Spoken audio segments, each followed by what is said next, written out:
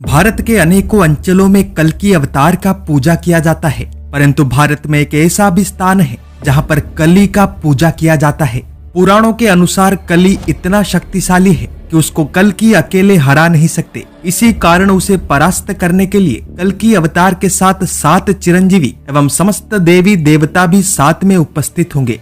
कली ना ही असुर है, ना ही दैत्य, ना ही दानव, बल्कि कली तो उनसे भी भयंकर है। भगवान ब्रह्मा जी के पीठ से जन्मा कली महादेव जी का आराधना करता है एवं उसके 2 पत्नियां हैं, अलक्ष्मी एवं उसका खुद का बहन दुरुक्ति।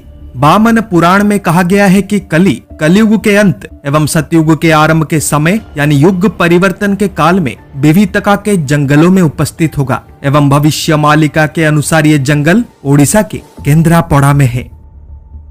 जय जगन्नाथ।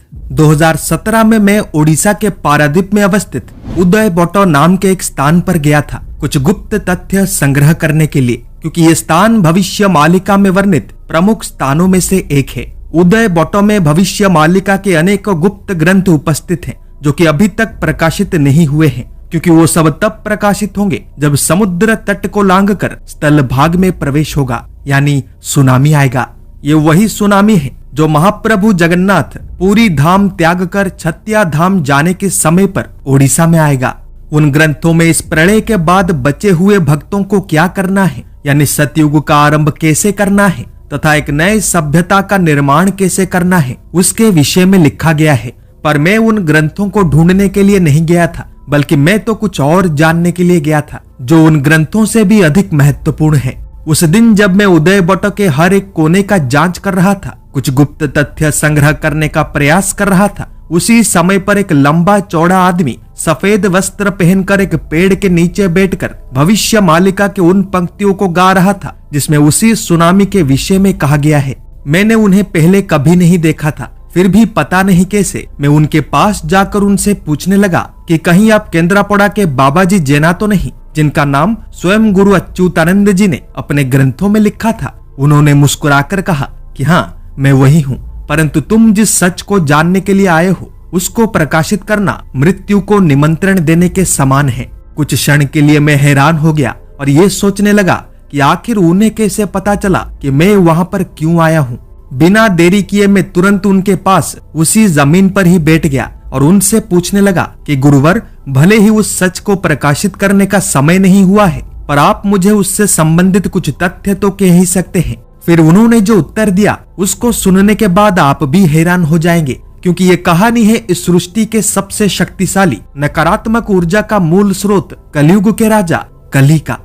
कल की पुराण के अनुसार कली का आकार बहुत ही विशाल है, रंग काले धुएं के समान है, जीवा बहुत ही ज्यादा लंबा है एवं हर समय उसके हाथ में एक हड्डी रहता है।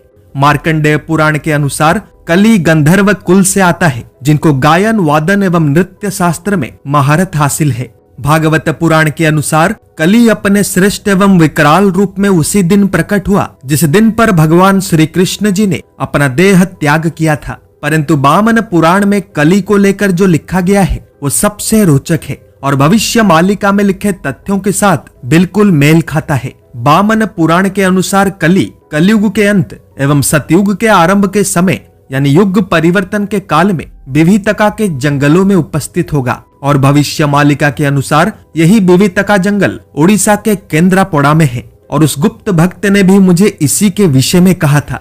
ओडिशा के केंद्रापड़ा में एक भितरकनिका नाम का विशाल जंगल है, जहां पर कुछ ही दिन पहले साइक्लोन दाना ने लैंडफॉल किया था।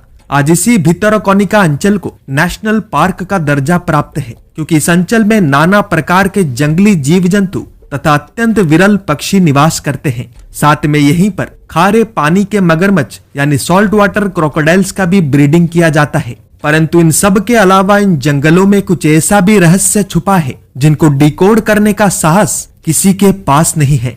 इस विशाल जंगल के अंदर एक छोटा परंतु प्राचीन शिव मंदिर है, जहां पर गलती से भी साधारण मनुष्य पूजा पाठ करने नहीं जाते। ना ही कोई जंगली जानवर इस मंदिर के आसपास भटकता है, क्योंकि ये वही मंदिर है जहां पर उपस्थित शिवलिंग का पूजा कोई और नहीं, खुद कली करता है।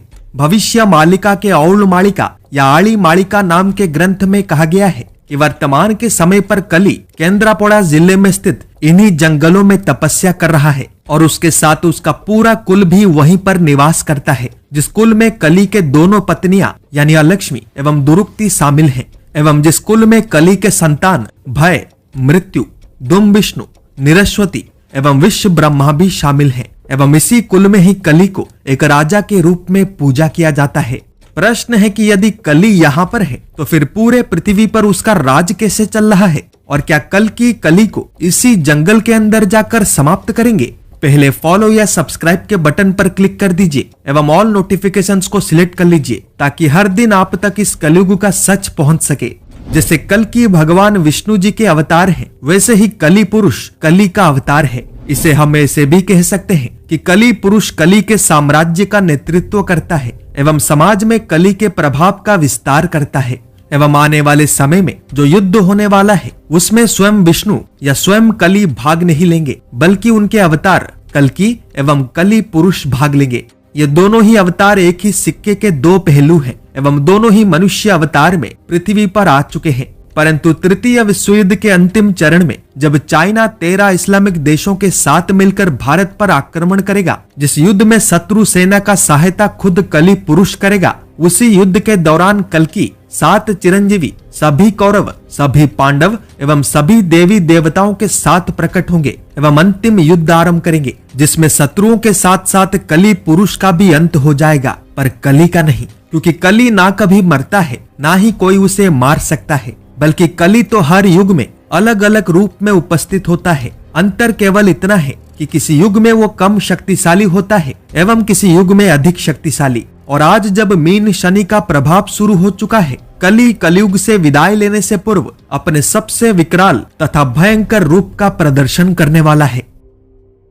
आप भी इस परिवार का हिस्सा बने। लाइक, शेयर, सब्सक्राइब एवं फॉलो करें ताकि सच हर घर तक पहुंच सके। जय जगन्नाथ, जय पंचसखा, जय हिंद।